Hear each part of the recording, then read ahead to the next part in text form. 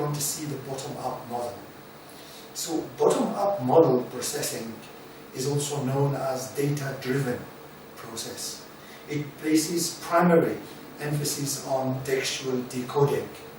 It actually emphasizes the priority of the text as input, and hence it processes at a lower level, letter and word recognition. Thus, the bottom-up model incorporates the lower level processes that teach students to construct meaning from the most basic units of language. Those include letters, letter clusters, syllables, words, phrases, sentences, and eventually meaning and themes. So essentially, the bottom-up approach maintains that students make meaning of a text by building on a foundation of analyzing the smallest units of language.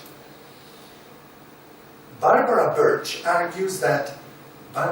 in 2002 argues that ESL and EFL learners need to acquire the essential and knowledge base of English phonemes. Yes, phonemes. The base of English phonemes, yes. So that their oral discrimination, oral is spelled A-U-R-A-L,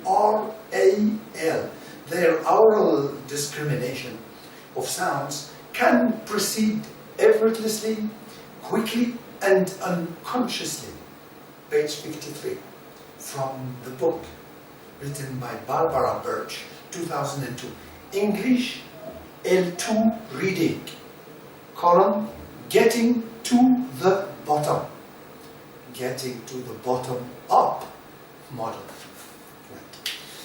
So, still, according to Barbara Birch, page 55, ESL learners who have phonemic awareness are better readers because they are able to connect sounds with symbols and attach meanings to sound. A process which is sometimes easier than attaching meaning to printed text. Barbara Birch, 2002, English L2 reading, Getting to the Bottom, published by Earl Baum, E-R-L-B-A-U-M.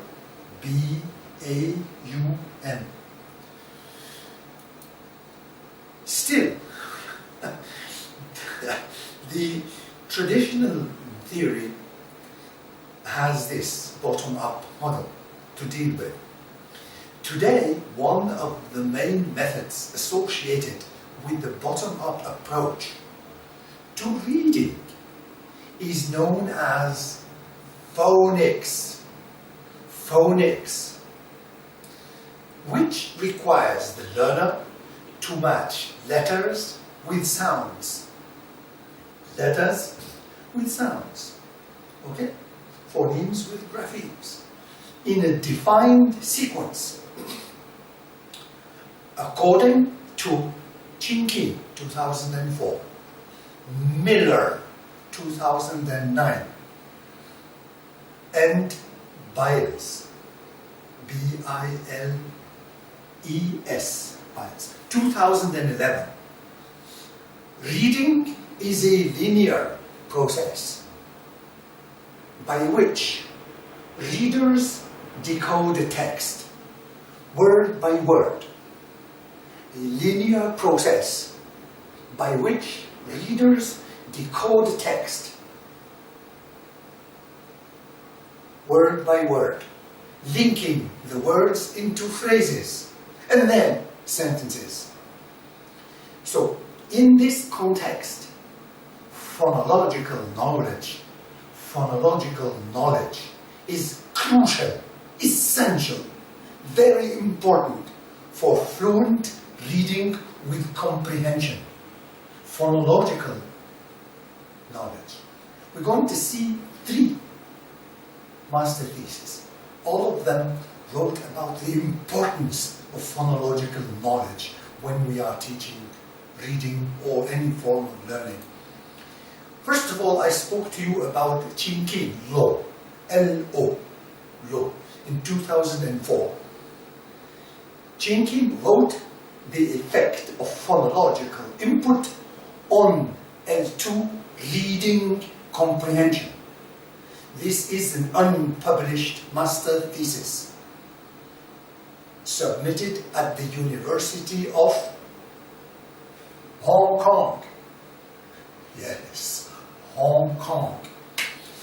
This thesis aims to analyze the effect of orthography and phonological sounds. The effects of orthography and phonological sounds on L2 reading comprehension. And it also attempts, the thesis, it attempts to explore whether two types of input, that's to say orthographic plus phonological, can enhance performance of L2 comprehension. The results show that the results of this dissertation show that the augmentation of the phonological input helps improve reading comprehension ability. I spoke also about Miller Ryan in 2009. Miller Ryan in 2009 wrote Effect of L2 Proficiency on Word Recognition. Column, the use of phonology in reading by L1 Chinese learners of English. This is an unpublished MA thesis submitted at Michigan State University. Before this dissertation, of course, a multitude of research has shown that first language orthography can have a significant impact on the way that words are recognized in a second language. But these theses investigated this question in the middle of it through the use of two independent measures of word recognition process and processes. Two measures, a lexical decision task incorporating an alternating case-text paradigm and including word-based independent variables of word frequency, several variables for word frequency, and spelling regularity, indicated that at a higher proficiency levels, L1 Chinese learners of English have improved intra-word processing, especially among words with regular grapheme-phoneme correspondence. Example, hot, H-O-T, written as it is. Cat, C-A-T, written as it is. In addition, a semantic category judgment task using a homophone paradigm indicated that this is another feature of this dissertation. That's a semantic category judgment task including a homophone paradigm. I dare not ask you what a homophone is. Indicated that high proficiency readers have a greater reliance on phonology and a lesser reliance on orthography than do low proficiency readers who rely. So those who have a great reliance on phonology, proficiency, once they have recognized the phonology and the phonological structure of the word, they can pronounce it, they can identify it in their brain, and they can actually recognize it. They have better proficiency than those who have a heavy reliance, than those who have heavy reliance on orthography. The third work I spoke about is Biles. Biles, B-I-L-E-S. Melissa Jimenez. Jimenez, J-I-M-E-N-E-Z. Jimenez. In 2011, wrote The Effect of Phonological Instruction on L2 Spanish Pronunciation and Listening. Column, Data from High School Learners. This is an unpublished MA thesis. Of course you have to read thesis. This was submitted at Northern Illinois University. Of course you have to read them. You can't go by without reading works that has been published, unpublished, and thesis. You have to read them. This thesis investigated, among other things, if instruction, phonological instruction, see how the importance of phonological instruction is focusing on whether phonological instruction helps and enhances reading comprehension. If phonological instruction and awareness improved Spanish second language students' native-like pronunciation, as well as listening abilities, there was, for the sake of this study, an experimental and a control group. An experimental and a control group. So you need this for a research. Any research, you need to build an experimental group and a control group. Yes, you have. The experimental group received specific phonology instruction. So one specific group received phonology instruction during normal class time, 3 times a week. That's in this thesis. For about 20 minutes, each instructional session over the course of 3 weeks.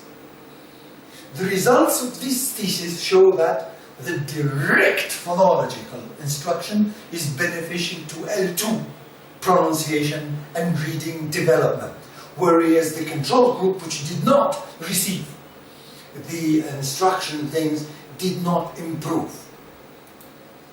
So let us now survey. We have said that the traditional method of bottom-up model is associated with phonics sometimes. Let us now see and survey rapidly some of these approaches in phonics that are related to reading, and I will give you homework about this topic and a few books to read. So, 2 types of phonics: implicit phonics and explicit phonics. Let's start with the implicit phonics. One of the implicit phonics is called embedded phonics. According to Mark Zableski, embedded approaches to teaching phonetics involve letter-sound relationships during the reading of connected speech.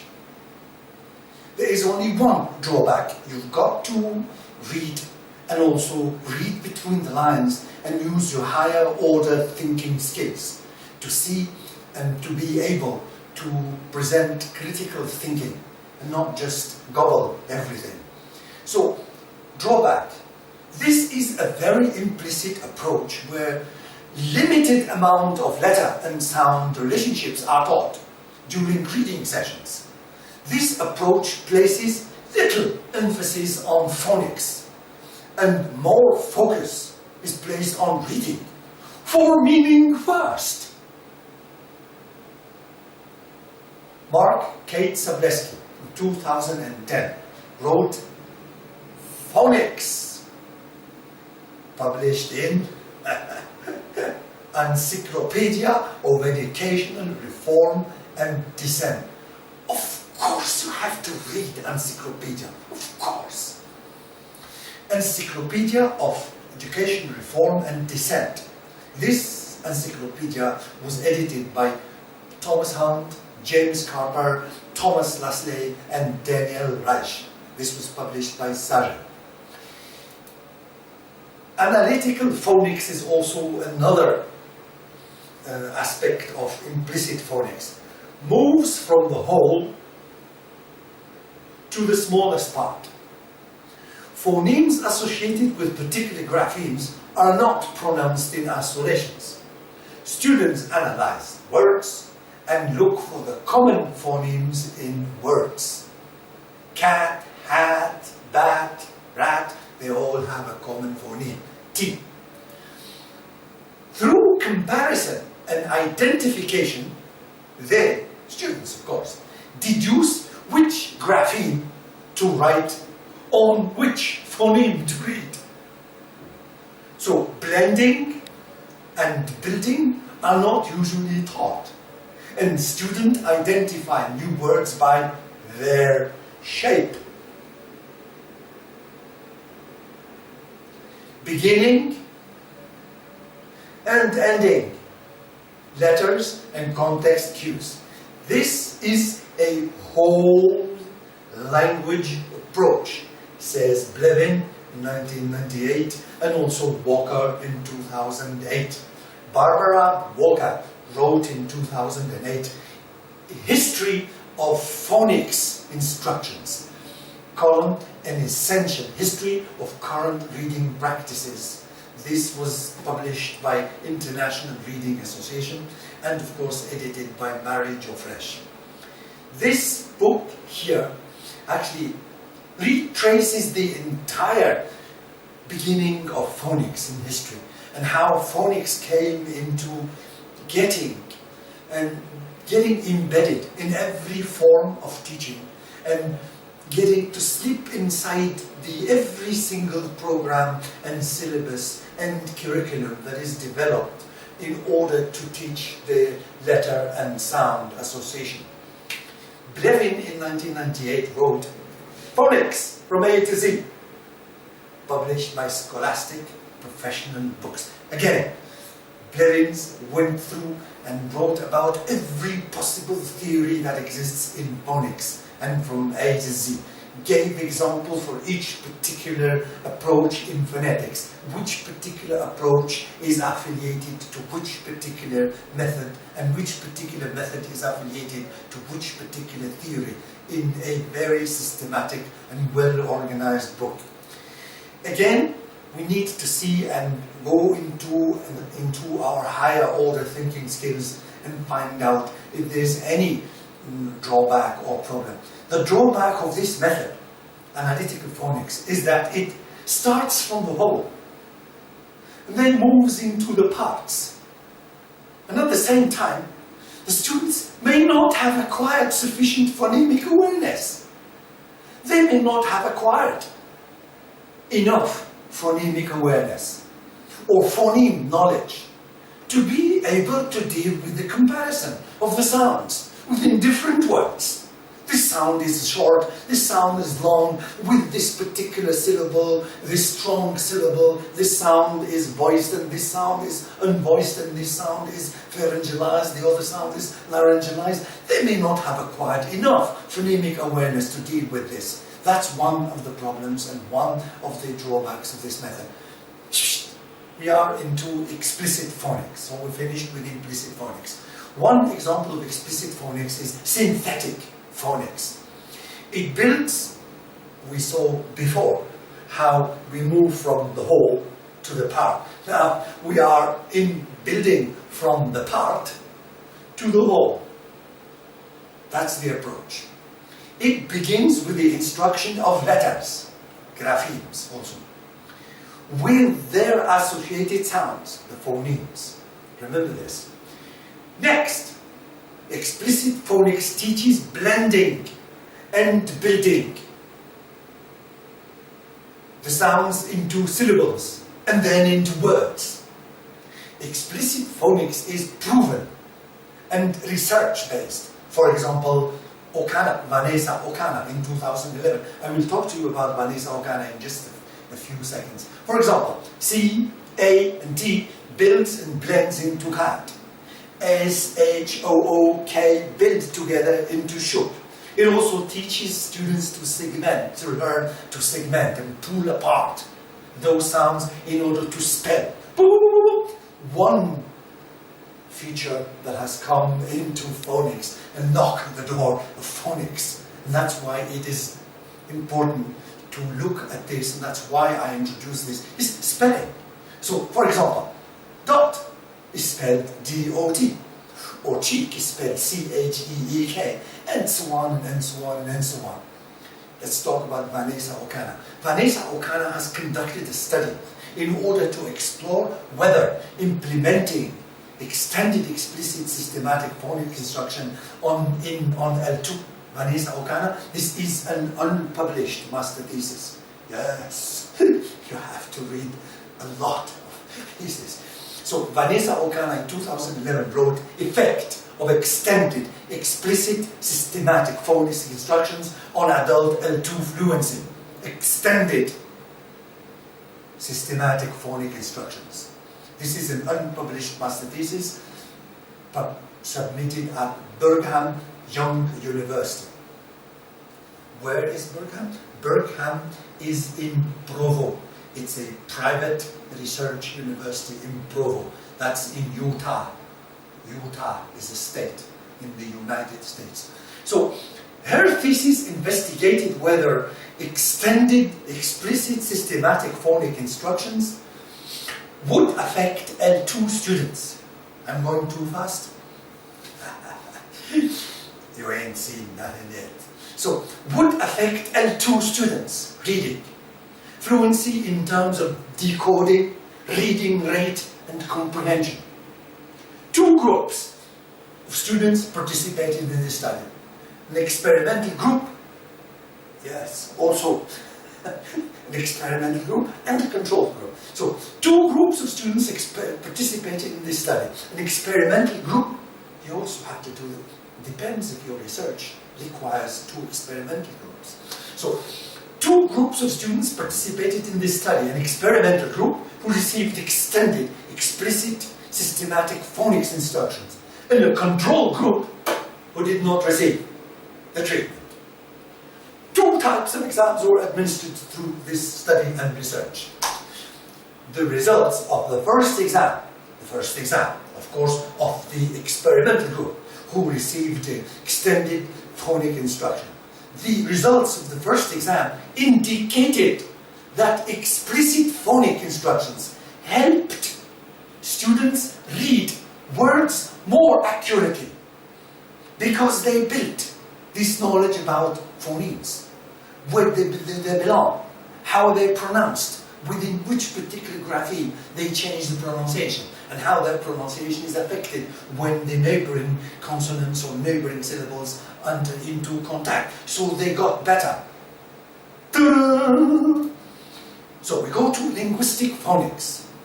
In linguistic phonics, instruction also focuses on the word patterns, the patterns of words, like cat, rat, mad, bat.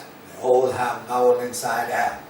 These selected words are presented to the students. Consequently, linguistic phonics lessons are based on a decodable book that presents repetitions of a single pattern. Mat saw a cat and a rat. Linguistic phonics is like analytical phonics in that it emphasizes word patterns rather than individual letter sounds. This was revealed by Passos Rago in 2006. In 2006, Anna Maria Passos Rago wrote The Alphabetic Principles. Phonics and hold on, spelling. Teaching students the code. Which code? The code to be able to attach the right grapheme with the right phoneme and be able to identify this when they are spelling. This is published by Guilford Press, and it was inside a collective work called Reading, Assessment and Instruction for All Learners. This was edited by Jane Shea Shu. Phonics through spelling. Baer, Invernizzi, Templeton, Johnson in 2000 wrote words their way. Word study for phonics, vocabulary and spelling instruction, published by Merrill. So, phonics through spelling teaches students to segment words into phonemes and to select letters for phonemes. What do we do when we teach students to select letters for phonemes? We teach students to spell words phonemically. B-A-T, S-O-L-U-T-I-O-N. We go now to analogy phonics. Going too fast? Right. Change your gear. Teaching students unfamiliar words by analogy to known words, e.g., recognizing words by the rhyme segment of an unfamiliar word which is identical to that of another familiar word, and then blending the known rhyme with the word onset, such as reading brick by recognizing that brick has I-C-K and is the same as the word kick or lick. Or reading stump by analogy to jump and hope and rope and so on. Let's use our higher order thinking skill and see what kind of problems are attached to this kind of analogy phonics. The problem and drawbacks of this approach is that some extensive memorizing is required in learning the onsets, the rhymes, and word family, and word patterns. Extensive memorizing. We are finished with the traditional bottom-up. Let's move to the cognitive top-down processing. How are you?